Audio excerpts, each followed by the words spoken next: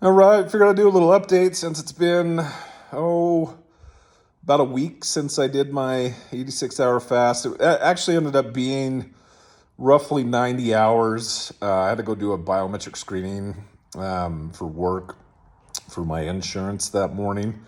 So it took a little longer. I just wanted to kind of recap with some things. Now it's been a good week. It's cold here, by the way. It's about 48 degrees. I know it could be colder, but I don't know why. I feel it today. But anyway, it wasn't as bad as I thought. At the time, if you'd asked me if I was ever going to do it again, I'd probably would have said no. But now that I'm a week later and, kind of recovered, I would definitely do it again. I might do something closer to the 72-hour fast. I saw Gary Brecka talking about that. It just seems, and honestly, 86 hours isn't much worse. You just, you know, um, you basically just go to sleep because you're going to hit 72 hours, depending on when you start. For me, it would just be going to sleep. So honestly, it'd probably be about the same. But yeah, I think this is something to do kind of regularly and make it a part of your routine, especially if you're trying to lose weight, and also some of the benefits, they talk about for like cancer and the health benefits from it. I don't know how true all that is. I mean, you could hear one thing from one guy and something completely different from somebody else. So it's hard to say, but I still think there's a benefit. I think even if it's just, again, if it just comes down to just like cold plunge, I mean, there's all sorts of benefits you hear about, and they may or may not be true. I'm not a scientist, but I feel better afterward. I get definitely some kind of dopamine hit from it. I do feel like I've probably lost more weight since I've been doing it. I've been doing it for probably, a good 6 to 8 months now, off and on. I had to kind of take a break during the summer, and I just did cold showers during that. So I got the dog right there. She's roaming around, but took kind of a break during summer in here just because I don't have a cooler, and it's just not worth it to buy ice as far as the expense goes. And so I just, when it gets cold here in Idaho, it works out well. Like I said, it's about 48 degrees ambient right now, so it's feeling pretty dang cold today. But so you can do it here in Idaho. I mean, you can start in the fall and then basically through, even probably late spring. And then once it starts getting to the high 60s and 70s, it doesn't have much effect anymore. So I just kind of switched to cold showers during that time, and that's what I did. But so I started last spring doing this, and anyway, I feel like I've noticed benefits. If anything, it's just kind of the willpower and doing something uncomfortable probably is like the biggest thing right out of the gate. And then I feel like there's probably been some fat stuff for me, fat loss stuff that's worked out well. Anyway, same goes with the fast, though. I think, willpower, number one. Obviously, you're going to lose weight. I lost 9 pounds. A lot of it's probably water weight. I haven't dared weigh myself yet. This last week, I probably, I came out of my fast pretty good, but then, all these people keep bringing Christmas crap over, and it's been really difficult. So I wouldn't say I've crushed, staying on, keto or anything like that. I'd say, in general, I still do pretty well with my caloric intake. I'm not pounding a ton of food, but I probably need to get rid of some of these sugary snacks that are coming down the pipe, from these nice neighbors of ours, and or just be a man and quit eating it. And so anyway, some key takeaways, things I do differently. So for me, I did the bone broth, and I'd probably do that again. I don't know that it made a huge difference other than those first couple days. So I only did it 3 times. I did it at the 24-hour mark, essentially the second night or second evening, and then I did it the whole next day. I just did it twice. I did once at noon and then once at 6. I just tried to spread it out at kind of mealtime. And, it was nice. It wasn't that good, though. It's not super tasty or anything like that. Like I said, I put some crushed pepper seasoning stuff in it, and then I put some cinnamon turmeric in it. And then some salt, and there's no real caloric benefit there other than what's already in the bone broth, so maybe a calorie or two, but I wouldn't say it's gonna destroy your fast or anything like that. And there's people that are gonna give you crap because it's technically a water fast, whatever, but it doesn't matter. I mean, you're going into super caloric deficit, and that's kind of the key about this, I think. Anyway, so that's kind of what I did, and then that so the third day, I decided not to do bone broth. I just wasn't feeling it that day.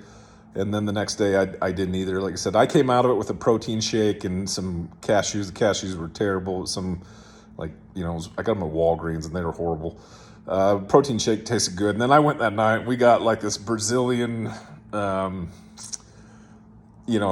type thing. It's like an all you can eat meat. And I just pounded the meat. And it probably wasn't good to do right after, but it felt amazing. But anyway, so, I think you're fine doing that. I did not do any electrolyte stuff. And that honestly might make it a little easier if you found the right stuff. I just didn't find anything great. I found like some Propel stuff and I decided not to use it. That stuff just tastes artificial to me and I didn't want to do it. So I opted against that and just did salt. I just dumped a little bit of salt in my water. Nothing to make it real gross, but just you kind of notice the flavor. And I feel like I did fine with that. As far as like headaches and stuff go, I didn't really get too much. Like my pattern was, obviously that first, I think 24 to 36 hours is kind of the wild card.